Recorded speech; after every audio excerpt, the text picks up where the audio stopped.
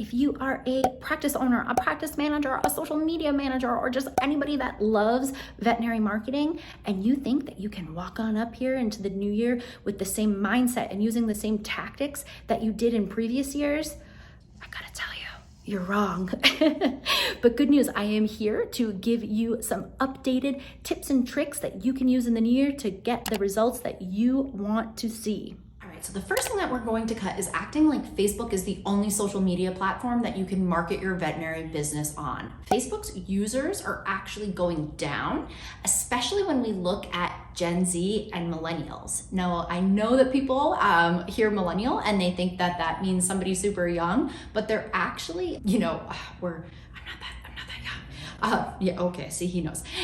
So actually, when we look at it, both Gen Z and millennials combined represent up to about 70% of pet owners in the US right now. So they're an incredibly important market to go after, and they're not using Facebook at the same rate as older generations. So instead of working to market on Facebook only, we need to look at places that they are spending time because they see their pets as babies and they are going to spend money with your practice. So where should you be marketing? I personally love Instagram for kind of like that daily use, building connection, and kind of staying top of mind and fresh with people. I think that you can do a lot of video over there, keeping your stories fresh. That's going to be big this year. Speaking of video, YouTube can also be a smart move for you to establish your expertise in your local market using local words, making it a really specific local channel, and building up a presence there is smart because it connects to Google and people can search and find you. I'm not going to dive into TikTok here because it doesn't have as much connection and meaning for local businesses, in my opinion. If we were talking about building a personal brand, which we'll definitely do later, I would dive into it. But really, when it comes to choosing platforms to work and focus on this year, ask yourself, where does my ideal client actually spend time online? As a bonus tip, you can actually just survey your existing clients, whether it is by sending out some sort of a survey like a Google form via email to your existing client list, or by just having conversations and talking with them in the exam room and getting to know where do they spend time online and what kind of content do they want to see from you. The second thing that has got to go this year in terms of your marketing mindset is marketing total BS just because it sounds good and makes you feel good, okay? Delivering a consistent experience for your clients or potential talent with what you are delivering and saying online and in real life is integral to building trust, okay?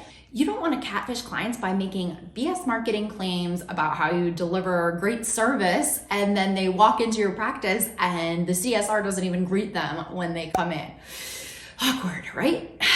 If you market something online and it turns out to be BS, that really is going to be a breakdown in trust for somebody, even if it's something little like that. And then all of a sudden we're going to see them maybe not really take your recommendations. We're going to see them not really, be compliant with the things that you suggest. And we're going to maybe see them go and badmouth you online. So absolutely not. Marketing total BS becomes an even bigger problem when we talk about recruiting people to work at your hospital through your marketing channels. If you are marketing that like you're a family, but you have a extremely toxic team culture, then you are marketing BS. If you are marketing, that you start your techs at $25 an hour, but the existing team that you have isn't making that rate of pay, then you are marketing BS. After about 10 years of marketing and branding consulting, I can teach you how to create something that will attract people into your practice. But if you can't back it up in real life, it is not going to work. So instead of marketing total BS, I want you to stop and ask yourself, what do I think is unique or special about our veterinary practice? Then ask yourself, how can I genuinely back that claim up? And then from there, think about, Are we showing up authentically and showing off who we are on social media? Those things are gonna help you come up with a lot more unique and accurate and authentic content. Hopefully you can find some special things that you can highlight in your marketing to give your practice a little bit more personality. But if you are finding a disconnect between what you think you are and what you are able to really authentically portray online, I highly recommend, especially when it comes to team culture, checking out Rally by Hound. So Rally is an awesome platform where you can get lots of tips on how to better engage your team and just kind of make your culture a lot better overall. So I will link that up in the caption. All right, I've got 2 more outdated marketing mindsets that I want you to ditch this year. And this one got me a little bit of trouble when I talked about it in front of a group of practice owners a few years ago, but I'm going to say it anyways. I want you to ditch the fear of letting your employees build their own brands online.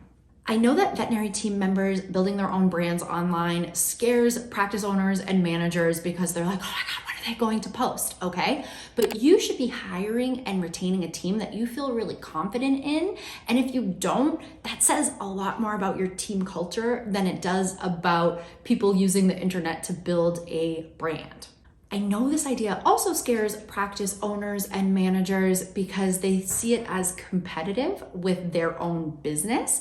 But let me be clear, we have to get over this like BS scarcity mindset in veterinary medicine where we think that every single person is competing with us. There is enough business to go around and we should be supporting each other instead. Last but not least, the outdated marketing mindset that you are going to ditch this year is that generic posts and email campaigns are enough for marketing your veterinary clinic. Now, generic posts are something that I have been freaking railing against since I started Snout School in 2013, but this is the year that I have totally had it because I see too many people wasting time worrying about random pet holidays, worrying about what other people are posting, and not enough time creating something that is strategic and unique to their business's needs, to their goals, and to what their ideal client wants to see.